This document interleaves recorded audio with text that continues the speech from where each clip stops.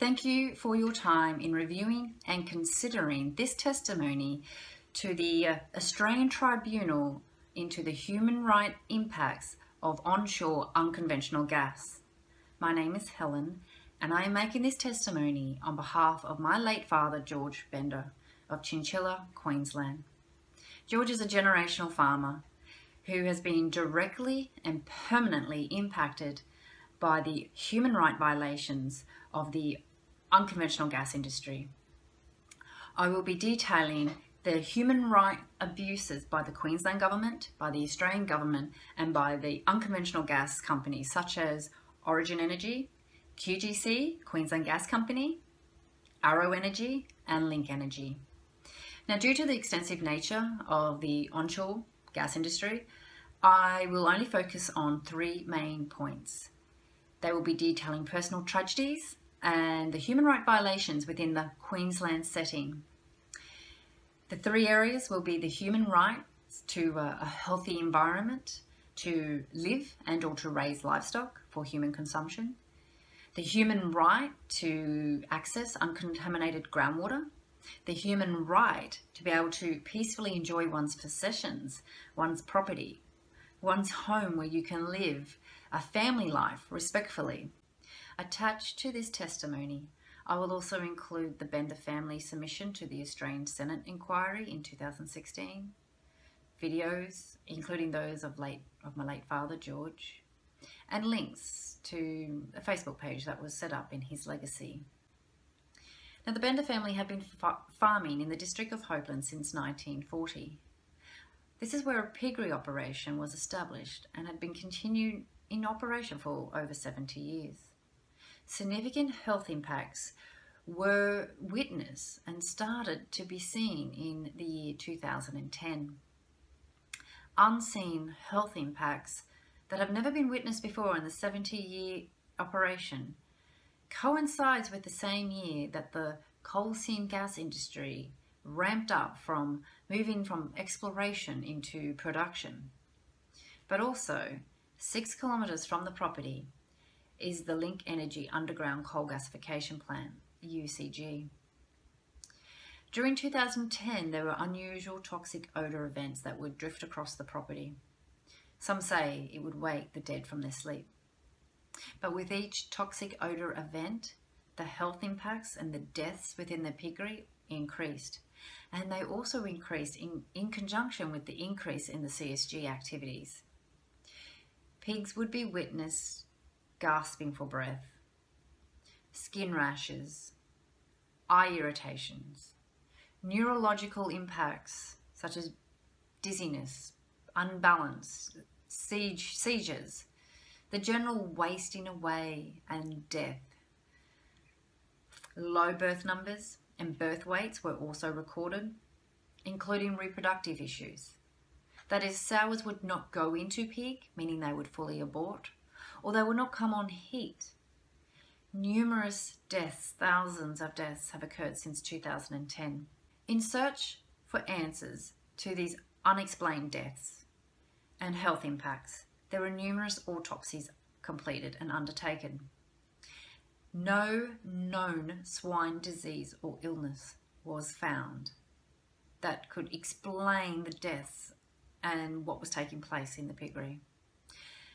The last autopsy that was completed by the local vet declared that they, one, no longer wanted to see another dead pig, but two, that the deaths were caused by an environmental issue.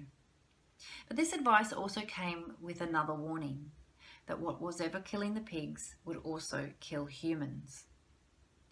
Now, if the immediate deaths of the pigs weren't an alarm in itself, then the delayed deaths should send a shockwave through everybody. On a particular week in May 2016, there was a Link Energy odour event. Now, I recall this night because I remember opening the door of the home I lived and being hit by a wall of toxic fume and odour. And in the morning, and as expected, there was the immediate deaths, and there were the sick pigs.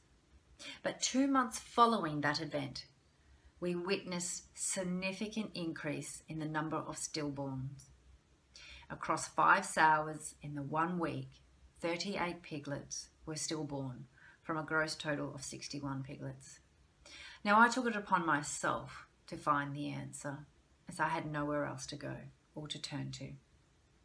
In researching the gestation period of the pigs and the sows, of the embryo development, I was able to determine that there was a link between the sour's embryo being impacted by the event that had occurred 2 months earlier due to that toxic odor event. And that was probably the likely cause for the unusual high rate in stillborns. The critical timing in gestation within a pig is at 30 to 32 days. All 5 sours were past that critical day. This event was reported to the Queensland government, but they did nothing. They did nothing because they were responsible for this odour event. The Queensland government were in full control of the UCG plant. Now, we also know the difference between the health impacts caused from the Link Energy UCG plant and the coal seam gas activities. And there are direct links to deaths and sick pigs in the piggeries due to coal seam gas activities. Mostly because you can see the visual flares and the wind direction must be coming off the gas fields.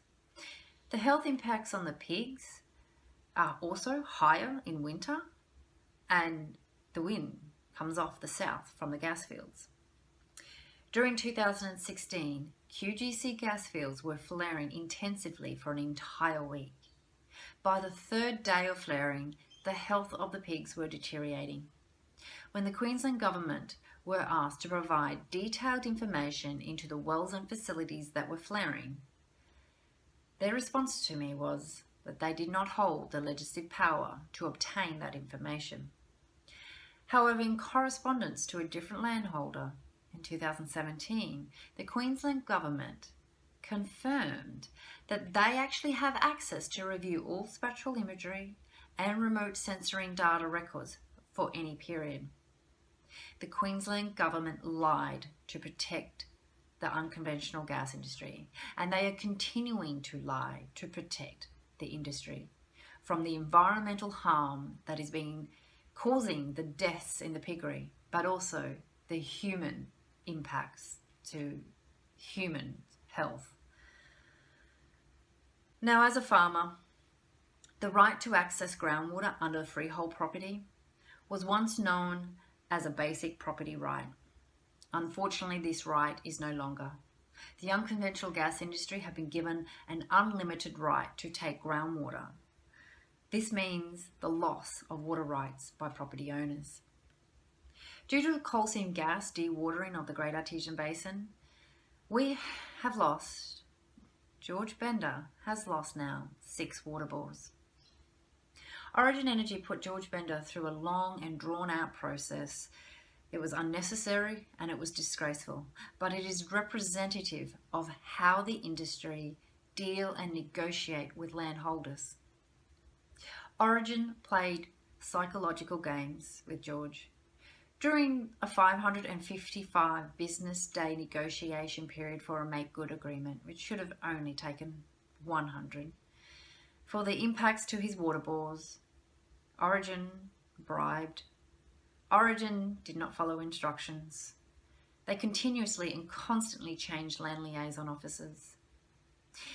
They intentionally delayed the process to cause undue stress. Also, during these negotiations, Origin Energy attempted to take for free a 5 megalitre water licence off George. There were multiple disingenuous offers that were insulting. They would intentionally cut out the solicitor in correspondence so that they could apply direct and intimidation to George. In November 2015, George's water bore began to kick. This is the result of the migration of methane gas due to the dewatering and the depressurisation of the Great Artesian Basin. The Queensland Government have not undertaken any modelling on the time it would take to repair the Great Artesian Basin due to the unlimited water right by the unconventional gas industry. Now, even after the execution of the Make Good Agreement, Origin Energy continued to play games to a deathly end. But firstly, within the region is also the Condamine River, and it is a known groundwater dependent ecosystem, a GDE. That is, this river is dependent upon surface expressions of groundwater, not surface water. In Western Queensland, these are not common and indicate a system which should have a permanently flowing water and should also have groundwater discharge and recharge points at either end of the GDE. The Condamine River within the known GDE region is now bubbling with methane gas. A river receiving continuous discharge of groundwater from alluvial aquifers means that this is a probable cause of the methane gas discharge. The Condamine River has terrestrial GDEs and patches of aquatic GDEs. However, to this day, neither the gas industry or any research institution or body or the Queensland government, in terms of the documentation around the bubbling in the Condamine River, has ever made mention of the fact that the Condamine River is a GDE. It is in my opinion then that the coal seam gas industry will cause long-term environmental harm to the Condamine River, and any right by humans to access and use that water will be lost. The last topic is the hardest and the most challenging. It is the right to be able to peacefully enjoy one's possessions, one's property and home, where one can just live a life in private. George Bender stood to protect his right to his home and to provide an environment that was safe for his family to live. His stance began in 2004, when he said no to QGC for drilling exploration wells on his property. He stood his ground, or was standing his ground, to stop the Arrow Energy pipeline should it come through. And in 2011, he also brought to the attention the environmental issues at the Link Energy UCG plant. And little did he know what was happening under his feet would end up being widespread underground contamination that would become the largest environmental investigation and prosecution case in Queensland's history. But in doing this, he was threatened with legal action by Link Energy for being vexatious. In 2015, Origin Energy pushed to access his property, and in doing so, pushed a man to take his own life. Origin Energy's actions of handing a letter to George Bender, giving him 30 days to sell his property to Origin under their terms and conditions, just so that they could force a CCA negotiation to allow them to then enter the property to drill for coal seam gas wells. But what this all meant is that George would be forced to undertake that 20 business day negotiation, and if there was no CCA reached in that period, that either party could take the other to land court. Once in land court, Origin Energy have the right to enter his property and commence drilling for coal seam gas wells without waiting for a verdict from the land court. George was bullied, he was intimidated, he was harassed for years by Origin Energy. And with the compounding and accumulating stress caused from Link Energy, the health of his pigs and their livestock, from the methane venting from his bores, from the Condamine River bubbling, and with no help from the likes of the Queensland Gasfield Commission, any agricultural lobby groups, or the disgraceful National Party, or even the Queensland government. George Bender took his life on the 13th of October 2015, and in surviving one day, he passed on the 14th of October 2015. But did George commit suicide? or was it manslaughter? It has taken me a good 18 months to be able to source the information to confirm in my mind that Origin Energy killed my father. I have obtained the APLNG documentation detailing the internal governance process to make any offer to a landholder over $100,000. APLNG put in place an execution authority document. What this meant was that all land liaison officers had to prepare an authority to negotiate document, and this required sign-off at the CEO level, at the time, David Baldwin. On top of that, there is a contract governance that needs to be completed. I have that documentation too. It requires legal, tax, insurance, the HSE and property teams to provide the approvals before any offer could be presented to a landholder. As a minimum, tax, insurance and legal teams had to give their approvals. But because this was for a property purchase or an offer on a property team and of course the HSE teams also had to provide their approvals. So here are the facts. David Baldwin has told the family twice that he knew nothing about the offer to purchase George Bender's property, Chinta. So this means that there was no authority to negotiate. No approval was given to the land liaison officer to negotiate with George Bender. There was no CEO approval, which is why David Baldwin knew nothing about the offer. The letter of offer to purchase did not have any terms or conditions initially provided. So this meant that there was no legal team approval. So the contract governance process was not being followed. Origin Energy's contracts governance forms also sets out the values and levels of sign-off required. This is a part of the delegation of authority policy. Does a land liaison officer who is unable to sign a CCA or a make good agreement have the authority level to sign an offer on a multi-million-dollar property? Unlikely. No. No, the answer is no, they do not. The offer was also to be accepted by George by the close of business, the 30th of September 2015. However, before 5 p.m, the land liaison officer issued correspondence to George stating he had not accepted the offer, even though the offer time had not yet expired. Why did he do this?